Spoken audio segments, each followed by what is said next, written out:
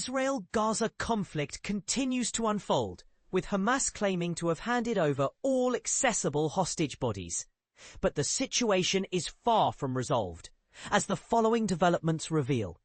Hostage release. 2 coffins, allegedly containing the remains of deceased hostages, have arrived in Israel, as confirmed by the Israel Defense Forces, IDF. Hamas asserts they've returned all hostages they can access, but the IDF and Israel Security Agency, ISA, are now transporting the remains for formal identification. Trump's warning. Amid the dispute, US President Donald Trump threatens to allow Israel to resume fighting in Gaza if Hamas doesn't uphold the ceasefire deal. This controversial stance raises questions about the role of international powers in the conflict. Aid delays.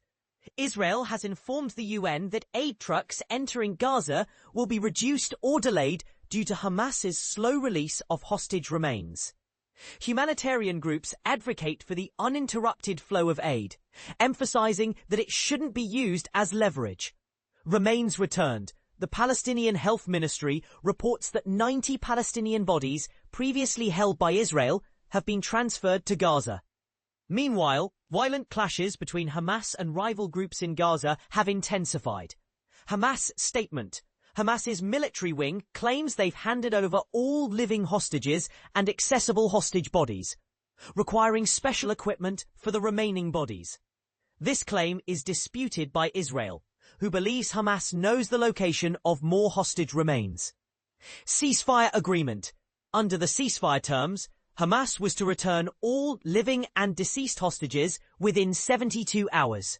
However, they've only returned a fraction of the remaining 28 deceased hostages, causing frustration among Israeli leaders. Trump's comments. President Trump suggests he might allow Israel to resume military action in Gaza if Hamas doesn't comply with the ceasefire. This statement adds complexity to the situation, as it could potentially escalate tensions. Aid restrictions. Israel is restricting aid to Gaza, with only 300 trucks entering. Compared to the agreed-upon 600, humanitarian groups argue that aid should not be used as a bargaining chip, especially when Palestinians are returning to devastated areas in Gaza. Hostage recovery.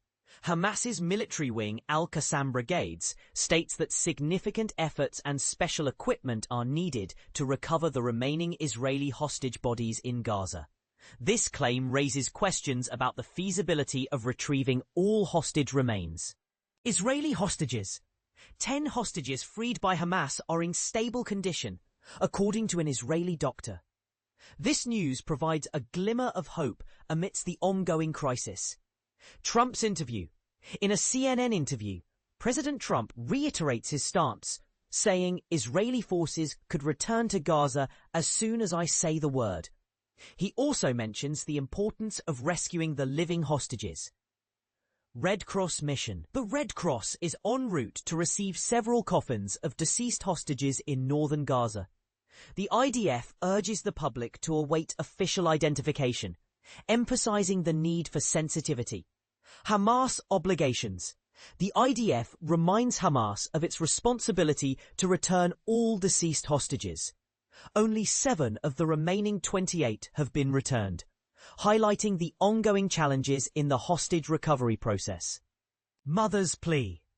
Idit Ohel, mother of freed hostage Alon Ohel, calls for unity and healing in an emotional speech. She expresses gratitude to those involved in her son's release and urges Israelis to transform their unity into lasting change. Ceasefire deal criticism. A Palestinian leader criticizes the US-brokered ceasefire and hostage release deal, arguing that it doesn't address Palestinian sovereignty. This perspective highlights the complexities of the peace process and the differing priorities of regional leaders. Aid distribution challenges. Humanitarian groups face challenges in distributing aid to Gaza due to border crossings and damaged infrastructure.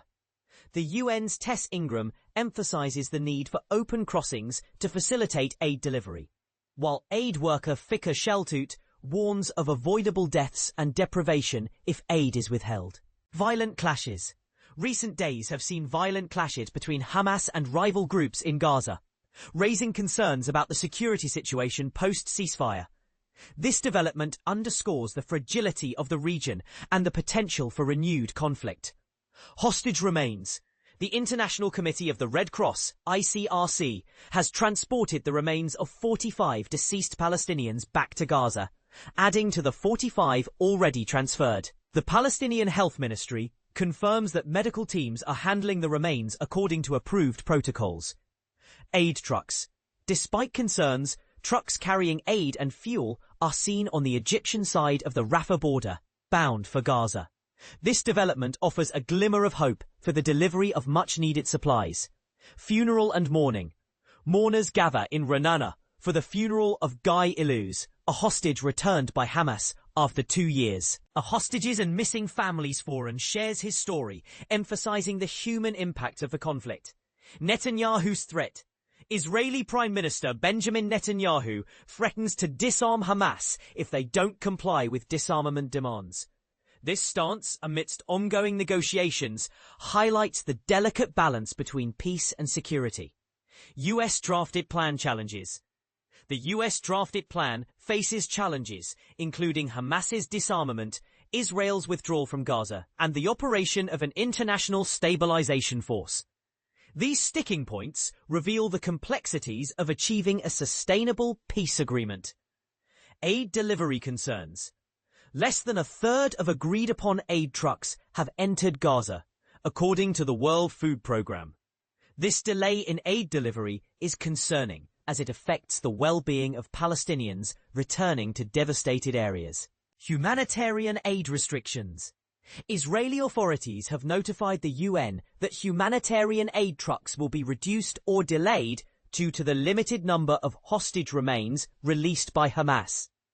This decision has significant implications for the humanitarian situation in Gaza. The ongoing Israel-Gaza conflict presents a complex web of political, humanitarian, and security challenges. As the situation evolves, the international community must navigate these complexities to support a sustainable resolution that addresses the needs and rights of all parties involved. What do you think is the best path forward to achieve lasting peace in the region?